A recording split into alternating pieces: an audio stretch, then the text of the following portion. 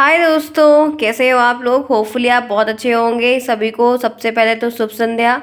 आ जाइए, आपका टाइम हो चुका है। आप लोग को डेली टाइम पर आके अपनी क्लास को अटेंड करना है। It's your responsibility all of us कि आप टाइम पे आएँ और उस चीज़ को देखें कि क्या आज की क्लास में होने वाला है। आज की जो क्लास होने वाली है ये होगी सोशल साइंस की, जो कि 50 नंबर का पेपर है। आपको सारी चीज़ें अप टू डेट पता है कि क्या होता है, कैसे होता है। काफ़ी स्कोरिंग सब्जेक्ट है क्योंकि हम हमेशा से इसको पढ़ते आए हैं। 10 तक के लेवल की एक सोशल साइंस है जो हमारे पेपर में पूछी जाती है। तो इतना तो ध्यान रखना है कि हम इतने कैपेबिलिटी के तहत को तैयार करें कि आराम से कर लेते हैं, हमारा एक भी क्वेश्चन बचने ना पाए एग्ज़ाम में। उसके लिए मैंने आपको बहुत सारे ऑब्जेक्टिव्स करवाए हैं, कुछ एडिशनल भी करवाए हैं, कुछ एडवांस टाइप के भी करवाए हैं।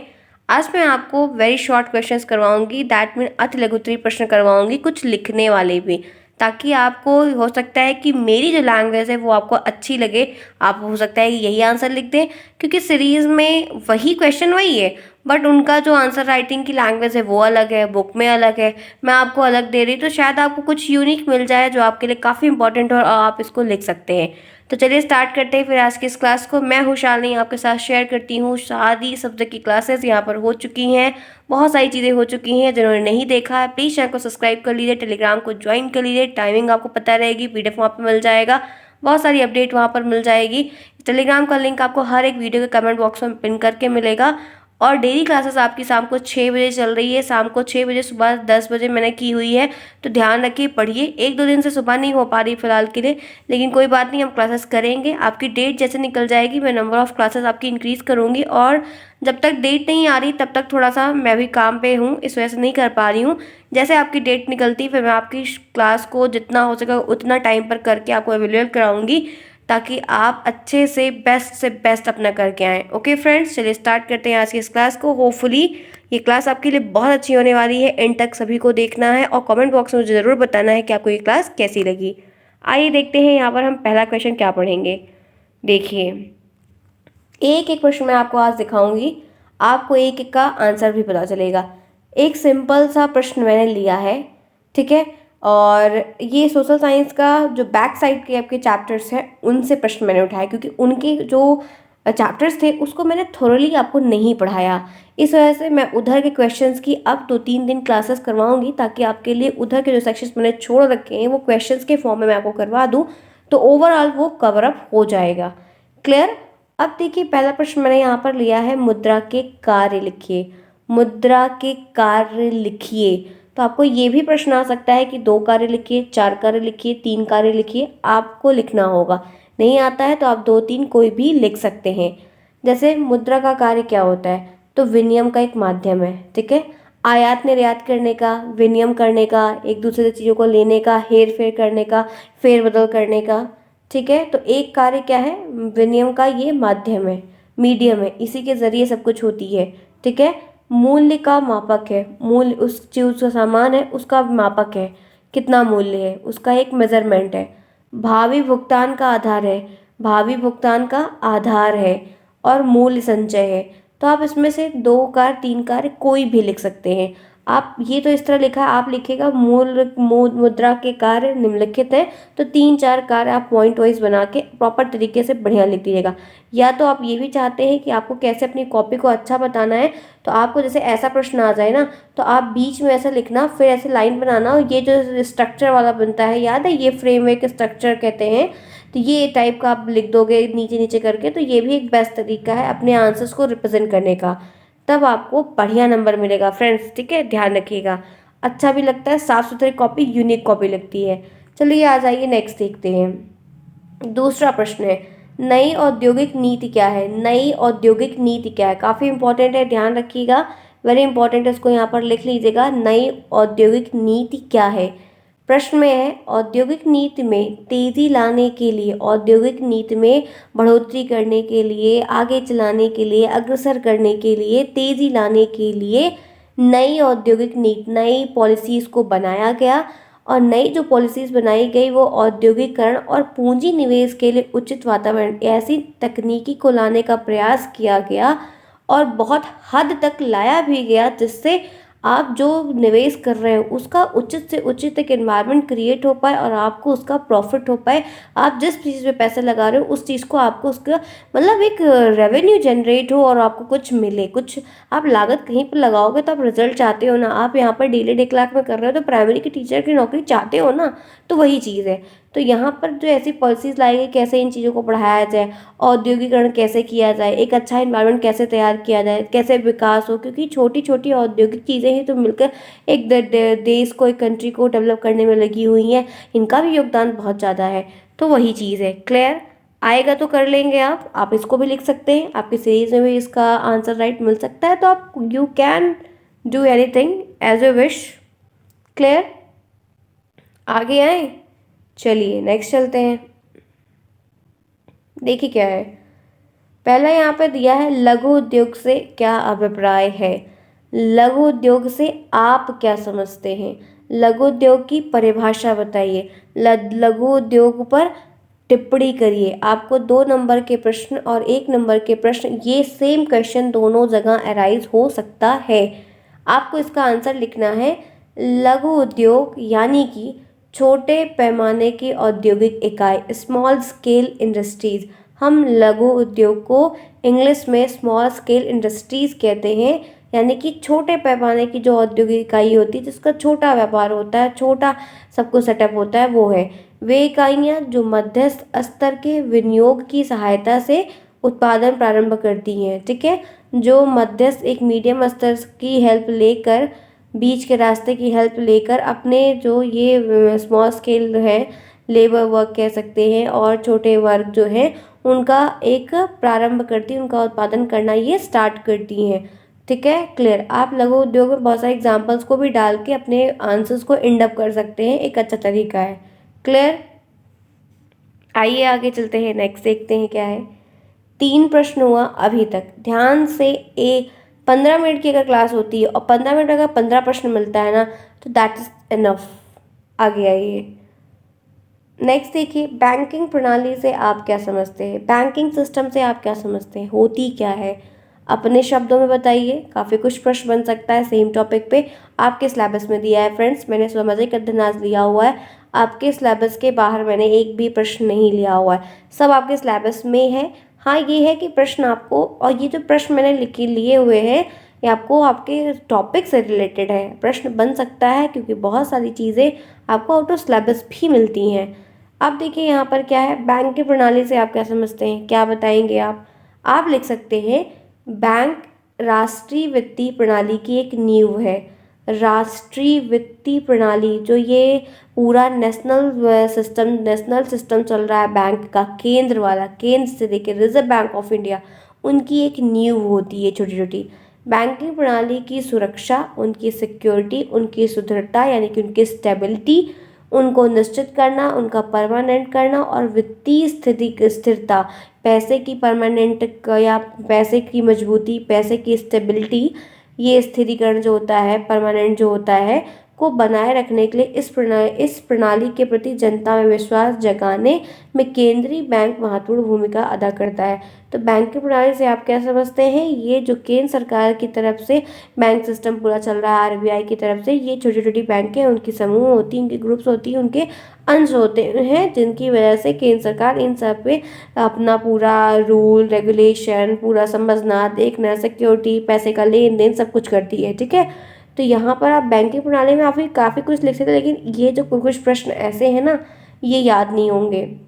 पहली बात, आप अपने तरीके से भी लिख सकते हैं। दूसरी बात, तीसरा, आप मतलब ये सोचिए कि मैंने इसको सीरीज में भी देखा, बहुत ज़्यादा इतने टफ टफ वर्ड डाल दिए गए हैं जो एक आसान भाषा में नहीं है, तो उत्तर लिखने में कठिनाई थी, इसीलिए मैंने इसको ले लिया कि आप इस तरीके से भी, कुछ वर्ड्स भी आपको पूरे तो याद नहीं रहेंगे, जाहिर सी बात है, तो कुछ जैसे सुनिए, मैंने कहा है हमेशा, आई विल से दैट। यहाँ पर देखो, यहाँ पर क्या यहाँ पर है, I said, sorry I will नहीं, आई सेड। यहाँ पर क्या है कि जैसे ये सुदृढ़ता, ऐसे वर्ड ले लो, सुनिश्चित वर्ड ले लो, ये न्यू वर्ड ले लो, ऐसे कुछ कुछ वर्ड इंपॉर्टेंट है जो आप अपने आंसर्स में डालो, बीच बीच में डालो, तो उससे प्रभाव पड़ता है। क्लियर? आगे आइए, नेक्स्ट।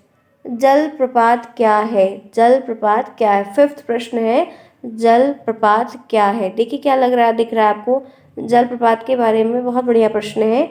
जलप्रपात अथवा झरना, जलप्रपात से प्रश्न बने, ये ज्योग्राफी का सेक्शन का ले लिया, या झरना एक प्रमुख प्रभावी जलकृत क्या है, अपरदनात्मक स्थल रूप है और एक जल स्रोत है। जलप्रपात का मतलब एक प्रकार से जलों का स्रोत, कहाँ से, जल के वाटर रिसोर्सेस कह सकते हैं, वाटर बॉडीज कह सकते हैं कि जहाँ से हमें पानी मिलता है।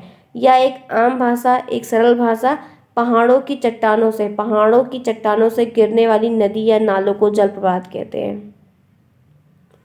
एकदम आसान शब्दों में कोई भी पूछे यही बता दीजिए कि पहाड़ों की चट्टानों से गिरने वाली नदी या नालों को जलप्रपात कहते हैं। बस सिंपल सा, एक नंबर में आए आराम से लिख दो और एक दो एग्जाम्पल डाल दो, बस कोई दिक्कत नहीं है। तालाब, झरना, नदी, कुआं, कुआं नहीं होगा, ये सारी चीज़ें क्लियर, ध्यान रखना बहुत क्लियर तरीके से। आपको अपने आंसर्स को उनको रिप्रेजेंट करना है, कम समय में अच्छी चीज़ों को लिखना है और इतने बढ़िया शब्दों को लाना है कि उनकी निगाह ऑटोमेटिकली जाए कि हाँ बच्चे ने कुछ अच्छे वर्ड्स का चुनाव करके आंसर्स को रिप्रेजेंट किया है, तभी आपको पूरा नंबर यूनिक मिल जाएगा। क्लियर, समझ रहे हैं? चलिए पहले फटाफट लाइक करिए सभी लोग। मुझे पता है कि आप लोग लाइक नहीं करते, मैं कितनी भी अच्छी क्लास दे दूँ आप लोगों के लिए, आप लोग लाइक नहीं करते, जो कि गलत बात है। That's not fair with me. चलिए फटाफट लाइक करिए जिन्होंने नहीं लाइक किया, डू इट फास्ट। नेक्स्ट देखिए क्या है, 6 प्रश्न देखिए, मैं आंसर छोटा कर रही हूँ। 6 प्रश्न है, हमारे देश के लिए संविधान क्यों इम्पोर्टेंट है, हमारी कंट्री के लिए कॉन्स्टिट्यूशन क्यों इम्पोर्टेंट है। आप क्या लिखेंगे? किसी भी देश को सुचारू रूप से चलाने, कोई भी कंट्री है उसको प्रॉपर तरीके से मैनेजमेंट करना, कंट्रोल करना, चलाते रहना, संविधान की उस हर एक कंट्री को कॉन्स्टिट्यूशन की ज़रूरत होने ही वाली है, होती है, होगी। संविधान कानून का एक बहुत महत्वपूर्ण दस्तावेज है। संविधान होता क्या है? ये रूल्स, लॉज और रेगुलेशन का एक बहुत बड़ा दस्तावेज होता है, बहुत महत्वपूर्ण भी होता है, जो सरकार की मूलभूत संरचना, जो सरकार का पूरा एक फंडामेंटल स्ट्रक्चर है और उसके जो सरकार के कार्य हैं उनको निर्धारित करता है, जिसके अनुसार देश का शासन, जिसके अकॉर्डिंग देश का शासन चलता है। ध्यान रखिएगा कि हमारे देश के लिए संविधान क्यों इम्पोर्टेंट है, तो आप इसको बहुत अच्छे तरीके से अपने शब्दों में भी बनाकर लिख सकते हैं, क्योंकि आपने इसको कई बार पढ़ा है, बहुत आसान है। क्या लिखेंगे? किसी भी देश को सुचारू रूप से चलाने के लिए, प्रॉपर तरीके से चलाने के लिए संविधान की आवश्यकता पड़ती है। संविधान कानूनों का एक बहुत महत्वपूर्ण दस्तावेज होता है, जो सरकार की मूल संरचना, उनके कार्य को निर्धारित करता है, जिसके अनुसार देश का शासन प्रॉपर तरीके से, सामान्य तरीके से चलाना आसान होता है और चलाया जाता है। ठीक है, क्लियर। नेक्स्ट 2 नंबर के प्रश्न में ये प्रश्न आपको देखने को मिलेगा। आइए 7th देखते हैं, ये भी बड़ा इंपॉर्टेंट प्रश्न है। इंपॉर्टेंट है ये, कंज्यूमर वाले चैप्टर से प्रश्न बहुत ज़्यादा देखने को मिल रहा है लास्ट के ईयर में, इसीलिए थोड़ा करके जाइएगा, देख के उन चैप्टर्स को ज़्यादा पढ़ के जाइएगा। उपभोक्ता संरक्षण अधिनियम के प्रावधान क्या है? सुरक्षा का अधिकार 1, सूचना का अधिकार 2, चुनने का अधिकार 3, सुनवाई का अधिकार 4। बहुत सारे ऐसे अधिकार हैं, अब इसमें तो लिखा नहीं है कि 3, 4, 5 कितने लिखते हैं, तो आप 3, 4 लिख सकते हैं। उपभोक्ता, ठीक है, ध्यान दीजिएगा, ध्यान से, यहाँ पर ध्यान रखिए, कंज्यूमर प्रोटेक्शन एक्ट। क्लियर, आगे चलूँ? यहाँ तक क्लियर है? आइए आगे चलते हैं। संविधान की एक परिभाषा दीजिए। कॉन्स्टिट्यूशन की एक परिभाषा आपसे पूछ रहा है, बता लेंगे? ऑफ कोर्स बता लेंगे, व्हाई नॉट। बहुत सिंपल है, किसी देश या संस्था द्वारा, किसी देश के या संस्था के द्वारा निर्धारित किए गए वह नियम, जो पहले से निर्धारित किया गया फिक्स्ड प्री डिफाइंड जो नियम है, रूल है, रेगुलेशन है, जिसके माध्यम से संस्था का सुचारू ढंग से संचालन हो सके, उसे देश या संस्था का संविधान कहा जाता है। उसको देश या संस्था का संविधान कहा जाता है। किसी देश या संस्था के द्वारा निर्धारित किए गए वह नियम, जिसके माध्यम से संस्था का सुचारू ढंग से संचालन हो सके, उसे देश या संस्था का संविधान कहा जाता है। क्लियर? Any problem? नो। आगे आइए चलते हैं, नेक्स्ट देखते हैं। उपभोक्ता का क्या अर्थ है? उपभोक्ता का क्या अर्थ है, क्या बताएंगे? उपभोक्ता उस व्यक्ति को कहते हैं, उपभोक्ता उस व्यक्ति को कहते हैं जो विभिन्न वस्तुओं और सेवाओं का या तो उपभोग करता है, उनका खुद वो उपभोग करता है, अथवा उनको उपयोग में, अपने प्रयोग में लेता है। वस्तुओं में उपभोगकर्ता में जैसे गेहूँ, आटा, नमक, चावल, चीनी, दाल, ये सब। और स्थायी वस्तुओं में television, refrigerator, toaster, mixer, cycle, ये सारी चीज़ें। कंज्यूमर, ठीक है, यूज़ करने वाला, सामानों का उपभोग करने वाला, सामानों का प्रयोग करने वाला। तो ये उपभोक्ता का आपको ऑब्जेक्टिव प्रश्न भी बन सकता है, ध्यान रखिएगा। ऑब्जेक्टिव वाले में आए तो बढ़िया है, लिखने वाले में आए तो बढ़िया है। हम दोनों तरीके से आराम से प्रश्न को अच्छे से लिख सकते हैं। क्लियर है? आगे चलिए आगे चलते हैं। आइए नेक्स्ट देखते हैं। यहाँ पर 10 देखिए, यहाँ पर क्या है, बंदी प्रत्यक्षीकरण लेख क्या होता है। ये इंपॉर्टेंट है, ध्यान रखिए, शायद आपने नहीं पढ़ा होगा, आपके बुक में ही था इसलिए मैंने लिया। बंदी प्रत्यक्षीकरण लेख का क्या अर्थ है? तो यह एक प्रकार का कानूनी आज्ञा पत्र होता है, रिट होता है, जिसके द्वारा किसी गैर कानूनी कारणों से कोई अगर व्यक्ति गिरफ्तार किया गया तो उसको रिहाई मिल जाती है। ठीक है, फिर से पढ़ रही हूँ। ये एक प्रकार का कानूनी आज्ञा पत्र होता है, रिट होता है, जिसके थ्रू किसी गैर कानूनी कारणों से जो कोई व्यक्ति का गिरफ्तार किया गया है तो उसको जो है रिहाई मिल जाती है, उसको छूट मिल जाती है। क्लियर? आगे आइए बढ़ते हैं, नेक्स्ट प्रश्न की तरफ देखते हैं। यहाँ पर क्या है, 11वां प्रश्न आपके सामने यहाँ पर दिया गया है, एकल नागरिकता से क्या तात्पर्य? एकल नागरिकता क्या होती है, इससे क्या मतलब है? ठीक है, तो राइट आंसर यहाँ पर है, एकल नागरिकता का तात्पर्य सभी भारतीयों की नागरिकता से, सभी भारतीयों की नागरिकता से रिलेटेड है, चाहे उनका निवास स्थान कुछ भी हो, कहीं के भी रहने वाले हों, या भारतीय संविधान के द्वारा प्रदान किया गया है। इसमें यह कहा गया है कि भारत के किसी भी राज्य में जन्म लेने वाला व्यक्ति केवल भारत का ही नागरिक माना जाएगा। तो एकल नागरिकता आप सिंगल सिटीजनशिप के बारे में लिख सकते हैं, लेकिन भारत में है तो भारत से ही भारत का जो नियम है उसके बेस पर भी आप इसको अच्छे से लिख सकते हैं, कोई दिक्कत नहीं, आपका आंसर सही होगा। आगे आइए, एक प्रश्न और है फ्रेंड्स, शायद आपने नहीं पढ़ा होगा, इसलिए मैंने कहा आपको बता देती हूँ, शायद कहीं गलती से आ ना जाए। ग्रेसम का नियम क्या है? आपकी बुक में है, आपके सिलेबस में है ग्रेसम का नियम। मैंने तो उसको टेट की पढ़ाई के दौरान फिलहाल पढ़ा था, ग्रेसम लॉ ईबीएस में पढ़ा था, आज भी मुझे फिलहाल तभी, लेकिन मैंने कहा कि आप लोग में भी आ गया तो मैंने कहा बता ही दूँ, क्या पता आ ही ज़रा आप ना कर पाएँ, इसीलिए फिलहाल देखिए क्या है ग्रेसम का नियम, बताइए। यहाँ पे ये अर्थ होगा आ छूट गया है। अर्थशास्त्र में ग्रेसम का नियम एक मौद्रिक सिद्धांत है, ध्यान से सुनिए। ग्रेसम का जो नियम है वो एक मौद्रिक सिद्धांत है, जिसमें ये कहा गया है कि बुरी मुद्रा अच्छी मुद्रा को बाहर कर देती है, बुरी मुद्रा अच्छी मुद्रा को बाहर कर देती है। उदाहरण के लिए, यदि संचालन में कमोडिटी मनी, ठीक है, के दो रूप हैं, जिन्हें कानून के द्वारा समान अंकित मूल्य प्रदान कर दिया गया है, स्वीकार कर लिया गया, लेकिन अधिक मूल्यवान वस्तु जो होती है वो धीरे धीरे संचालन से गायब हो जाती है। आपको यही से याद रखना है, शायद ना भी आए या एग्जामिनर पूछ ले, या पता होना चाहिए। ग्रेसम नियम का मतलब क्या होता है कि एक बुरी मुद्रा अच्छी मुद्रा को मार्केट से गायब कर देती है। ध्यान रखना इस चीज़ को, काफ़ी बढ़िया था इसीलिए मैंने आपको लेके बताया इस चीज़ को। आगे आइए नेक्स्ट चलते हैं। 13 देखिए, धात्विक मुद्रा क्या है? धात्विक मुद्रा क्या होती है? बहुत बढ़िया प्रश्न है। वे मुद्राएं जिनका निर्माण विभिन्न प्रकार की धातुओं का प्रयोग किया जाता है, जिनको बनाने के लिए बहुत सारे धातुओं को बनाकर मिलाकर बनाया जाता है, उनको हम धात्विक मुद्रा कहते हैं। और प्राचीन काल में सोने और चांदी से बनी धात्विक मुद्रा का ही प्रचलन था। प्राचीन काल में जो सोने और चांदी से बनी धात्विक मुद्राएं होती थी उन्हीं का मोस्टली प्रचलन देखा गया था। क्लियर? तो आपका ये हो गया 13 प्रश्न। धात्विक मुद्रा क्या है? वे मुद्राएं जिनके निर्माण के लिए विभिन्न प्रकार की धातुओं का प्रयोग किया जाता है, उनको हम धात्विक मुद्रा कहते हैं। क्लियर? तो आपका ये 13 प्रश्न हो गया। चलिए आगे बढ़ते हैं, इसी के साथ देखते हैं नेक्स्ट, मुद्रा शब्द कहाँ से आया? मुद्रा का जो शब्द है वो आखिर आया कहाँ से ओरिजिनेट हुआ? आपको ओरिजिनेशन के जो प्रश्न है वो ऑब्जेक्टिव में ज़्यादा देखने को मिले, इस बात को ध्यान रखिएगा। तो यहाँ पर है कि मुद्रा शब्द कहाँ से है, तो मुद्रा एक लैटिन भाषा का शब्द है, क्यूरेरे से आती है, जिसका अर्थ होता है चलना या प्रवाह करना। शब्द पैसा जो है वो एक लैटिन शब्द मोनेर से आया हुआ, जिसका अर्थ है चेतावनी देना। ठीक है, तो मुद्रा और पैसा दोनों कहाँ से आया हुआ, कैसा शब्द है और दोनों का क्या अर्थ है, मैंने आपको क्लियर बता दिया। क्लियर है? यहाँ तक समझ में आया फ्रेंड्स? ओके, तो आपकी क्लास भी होती है ओवर। आपकी 20 मिनट की क्लास हुई, मैंने आपको 14 प्रश्न यहाँ पर आज तक की क्लास में अभी तक करवाया, जो कि पीछे के सेक्शन से लिए हुए थे। फ्रेंड्स आपके लिए 14 क्वेश्चन, 20 मिनट की क्लास आपके लिए इनफ है, क्योंकि आप बहुत कुछ रिवीजन कर रहे हैं, बहुत मल्टीपल सोर्सेज से भी आप पढ़ रहे हैं, मुझे पता है डेफिनेटली पढ़ रहे होंगे आपको। ठीक है, आपका एग्जाम है, आप जहाँ से आपको सही लगे आप प्रॉपर तरीके से पढ़िए, अपना एग्जाम एकदम बेस्ट करके आइए।